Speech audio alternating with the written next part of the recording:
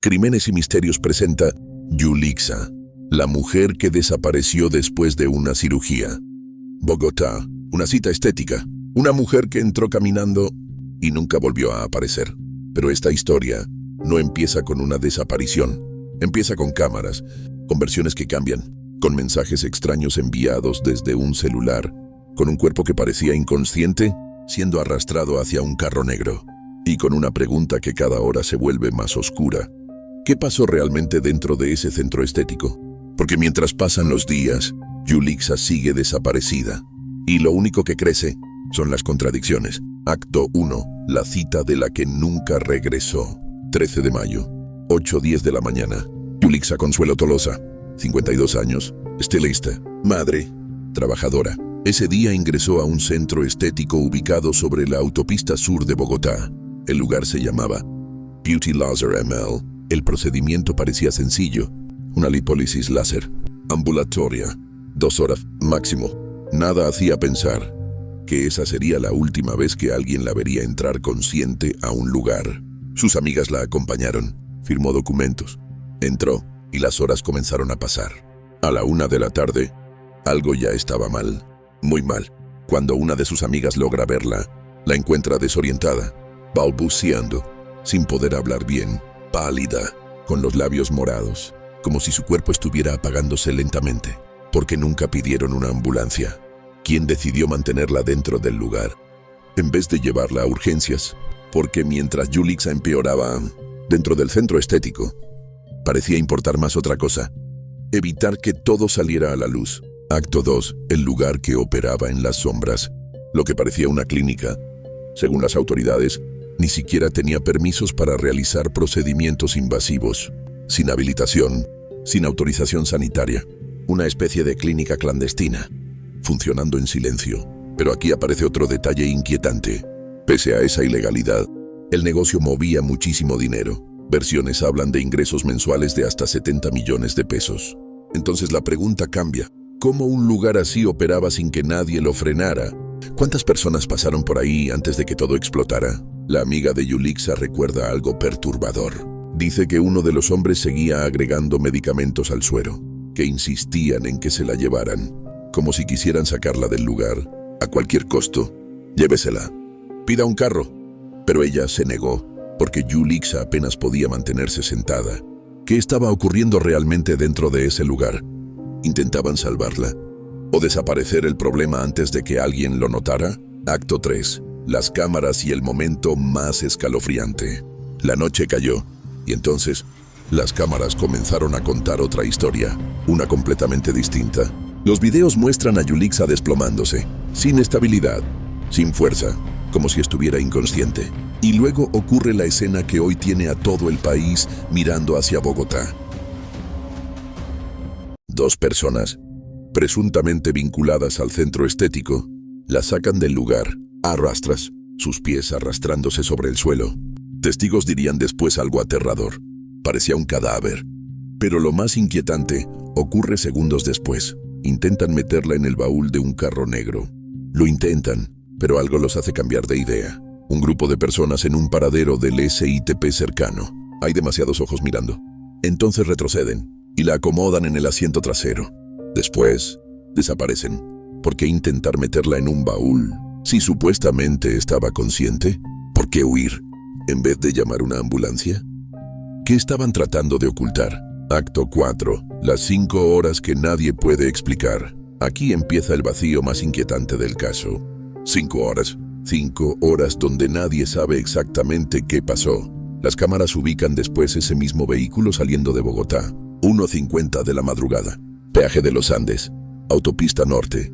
Pero entre la salida del centro estético y ese peaje hay un abismo, un tiempo muerto, un silencio. ¿Dónde estuvo Yulixa durante esas horas? ¿Seguía con vida? ¿Quién iba dentro de ese vehículo?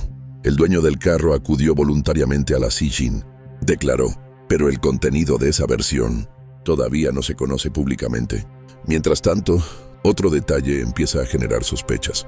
Según las investigaciones, la propietaria del lugar habría salido 1 hora antes, cargando maletas, y según las hipótesis, ahí podrían ir dinero en efectivo. Y el DVR de las cámaras internas ¿Intentaban borrar evidencia? ¿Qué mostraban esas grabaciones que alguien necesitaba desaparecer? Acto 5. Los mensajes que nadie cree. Después de la desaparición, el celular de Yulixa siguió enviando mensajes. Voy a casa. Tengo sueño.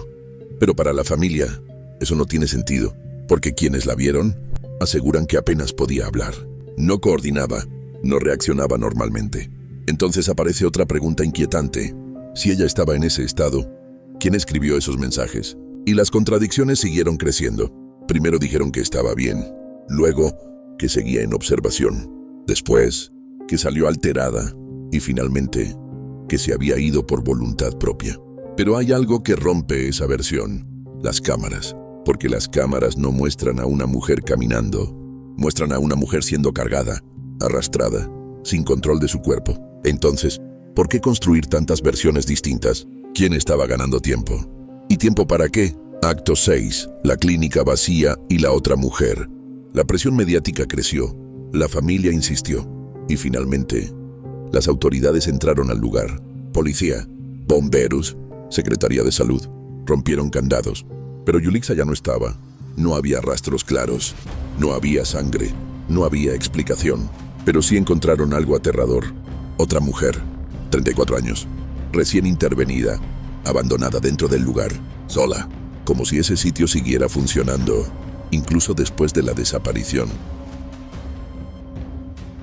Y ahí, todo cambia de dimensión, porque esto deja de parecer un accidente aislado, y empieza a aparecer un patrón, un sistema clandestino, una estructura improvisada, jugando con cuerpos humanos.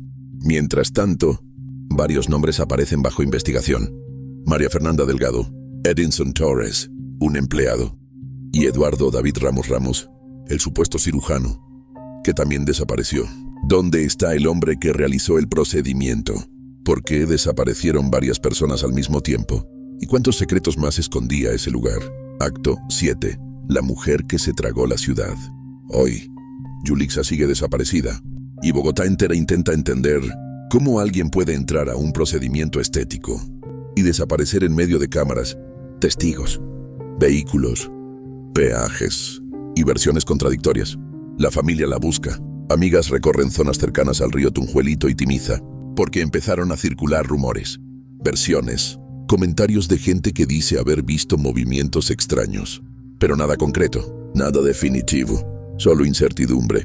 Y mientras eso pasa, la gran pregunta sigue intacta.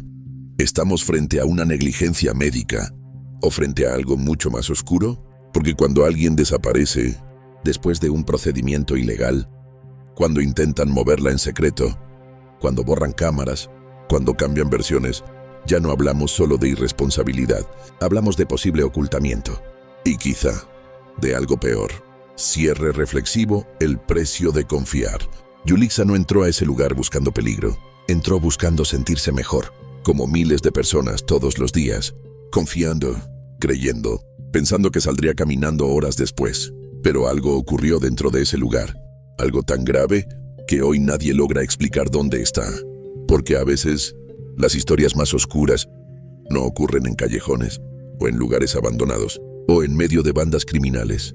A veces ocurren detrás de una puerta blanca, con apariencia de clínica, en plena ciudad. Hay desapariciones que comienzan con un grito y otras que empiezan con una cita aparentemente normal. Si quieres entender lo que realmente ocurre, más allá de los titulares, suscríbete a Crímenes y Misterios, comenta, comparte, porque aquí las historias no solo se cuentan, se revelan.